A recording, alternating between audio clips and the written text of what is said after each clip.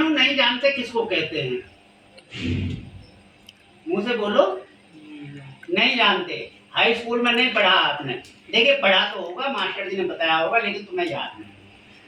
अब परमाणु को समझने के लिए सबसे पहले समझिए कि पदार्थ किसे कहते हैं। तो पदार्थ भी नहीं पढ़ा आपने। तो पदार्थ देखिए, वह वस्तु, सब जानते हैं इसको, छठी क्लास से पढ़ाया जाता है। वह वस्तु जो स्थान घेरती है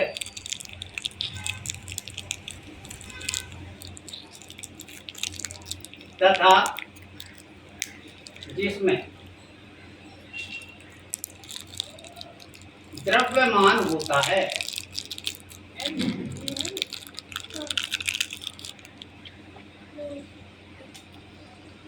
पदार्थ कहलाती है।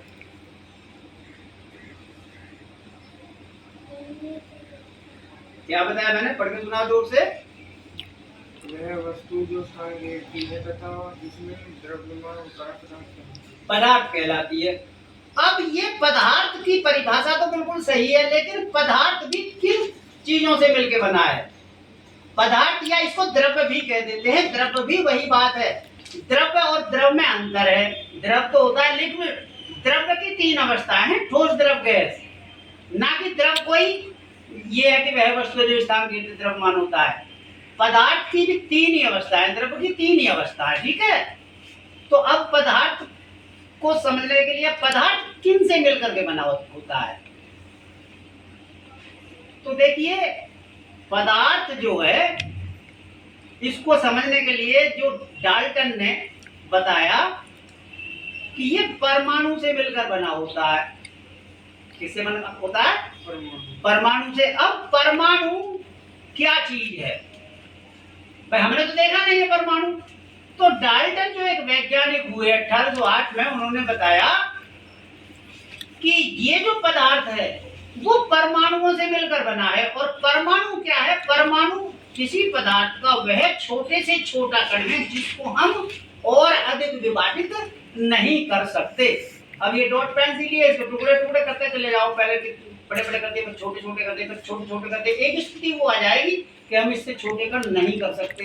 तो डाल्टन ने तो यहीं तक समाप्त कर दिया कि परमाणु वह कण है जो इसको हम और अधिक कणों में विभाजित नहीं कर सकते, टुकड़ों में नहीं कर सकते, नॉन कटेबल। तो अब डाल्टन ने तो बता दिया, लेकिन परमाणु भी कई चीजों से मिलकर के बना है। परमाणु इलेक्ट्रॉन, प्रोटॉन और न्यूट्रॉन से मिलकर के बना होता है। अब प्रोटॉन कहाँ होते हैं बेटा? प्रोटॉन और न्यूट्रॉन इसके केंद्र में होते हैं। कहाँ होते हैं? केंद्र में। और इसकी कक्षा में ये इलेक्ट्रॉन चक्कर काटते रहते हैं। समझ में आई बात? अब इसको कैसे निकाला? अब देखिए, मान लिया एक हमने विसर्जन नली ली। अब विसर्जन नली क्या होती है बेटा? इसमें एक वैक्यूम पंप लगा देते हैं। क्या लगा देते हैं? Vacuum pump. अब इस वैक्यूम पंप का लाभ क्या है? इससे हम इसके अंदर जो भी गैस वगैरह भरी हुई है उसको हम बाहर निकाल सकते हैं। समझ में आई बात? अब ये वैक्यूम पंप है आपका। अब हमने क्या काम किया? इस वैक्यूम पंप से सब कुछ निकाल लिया और इसको हमने क्या काम किया कि इसको एक उससे जोड़ दिया, हमने विद्युत प्रवाह कर दी। ये आपकी मान लिया कुंजी लगा दीजिए आप। क्या लगा दे? कुंजी, जिसे आप की बोलते हो। अब इसमें मान लिया ये आपका कैथोड और ये एनोड। अब हमने विद्युत प्रवाहित की इसमें 110 वोल्ट, मतलब 10,000 वोल्ट से। अब आप जानते हो 10,000 वोल्ट का मतलब घरों में 250-200 वोल्ट चलता है। अब इसने इतनी तगड़ी इसमें विद्युत प्रवाहित की। अब आप जानते हो कि कितनी गर्म हुई होगी ये। ठीक है। अब उसने एक काम इसमें ये किया कि हमें कैसे मालूम पड़ेगा इस विद्युत प्रवाहित करने से इसमें होता क्या है। तो उन्होंने इसमें एक पदार्थ भर दिया। क्या भर दिया? पदार्थ। और उसका पदार्थ का क्या नाम था? Zinc sulphate, ZnS। अब ये पदार्थ की क्या विशेषता होती है कि जब इस पर कोई भी चीज पड़ती है तो ये चमकता है। अब जैसे ही विद्युत प्रवाहित हुई तो उन्होंने देखा कि भाई ये किरणें मान लिया चली। अब हमको किरणें दिखती नहीं है, हम किरणों को नहीं देख सकते हैं, ये स्वयं नहीं दिखती, लेकिन हलचल कर रही हैं। अब हलचल करने पर ये पदार्थ चमकने लगा। जब चमकने इसमें चमक आ गई तो भाई कुछ ना कुछ तो चीज आ रही है। अब जब ये चमकना प्रभावित हो गया तो भाई ये किरणें आ गई। अब हमने कहा कि ये जो अब ये तो बोलते हैं कैथोड, जो इलेक्ट्रॉन से किरणें निकल रही हैं वो कैथोड हो जाती हैं और ये एनोड हो गई। आई बात समझ में? अब उसने ये देखा कि जब 10,000 वोल्ट के हमने विद्युत इसमें प्रवाहित की तो ये पदार्थ चमकने लगा।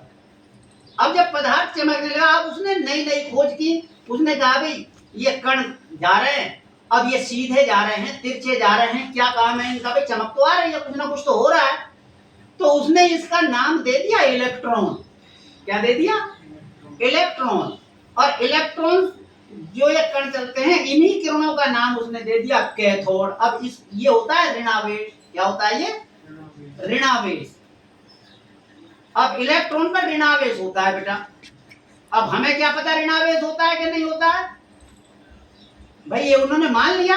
और इधर होता है धनावेश। अब तुम जानते हो कि जब ऋणावेश और धनावेश दोनों विपरीत हैं, अब विपरीत होने के कारण इसमें आकर्षण होता है। तो ये जो है धनावेश इसको खींच लेता है इधर। तो ये किरणें तो हो गई कैथोड और ये हो गई एनोड। अब इनका नाम उसने इलेक्ट्रॉन दे दिया। अब उसने नए नए प्रयोग किए, औरों ने भी प्रयोग किए। अब उन्होंने क्या काम किया कि इसके रास्ते में कोई भी पदार्थ रख दिया, कोई वस्तु रख दी। अब उसने देखा तो यहाँ पर उसकी कुछ छाया बनने लगी। क्या बनने लगी? छाया। तो इसका मतलब ये है कि ये सीधी रेखा में चल रहा है। अब उसने इसमें विद्युत प्रवाह यानी प्लस माइनस लगा दिया। ठीक है, इस प्रकार से। तो विद्युत प्रवाह होने पर क्या हुआ? ये कण ऊपर नीचे ये जाने शुरू हो गए। तो इसका मतलब यह है कि विद्युत के साथ ये इन किरणों में हलचल हुई, विद्युत की तरफ जो है आकर्षित हुए। अब उसने चुंबकीय प्रभाव भी देखा तो चुंबक की ओर भी आकर्षित हुए ये। तो ये यदि इन पर कोई विद्युत आवेश नहीं हो, विद्युत प्रवाहित ना करें, विद्युत आवेश ना हो या चुंबकीय आवेश ना हो तो ये किरणें सीधी रेखा में चलती हैं। उसने ये पाया क्योंकि इसकी परछाई बनती है।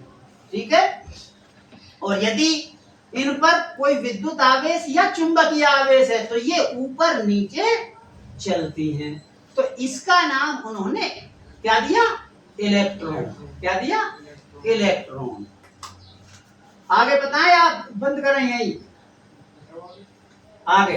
अब देखिए यहां तक समझ में आई बात। तो इन पर ऋणावेश होता है, यहाँ धनावेश होता है, और जब विपरीत आवेश होते हैं तो उन वस्तुओं में आकर्षण होता है। यदि समान आवेश के होंगे तो उसमें प्रतिकर्षण होगा, एक दूसरे से दूर हटेंगे, चाहे चुंबक के हों चाहे आपके विद्युत के हों। ठीक है। तो अब इस क्यों जोड़ते ही ये सारी चीजें निकल के आई।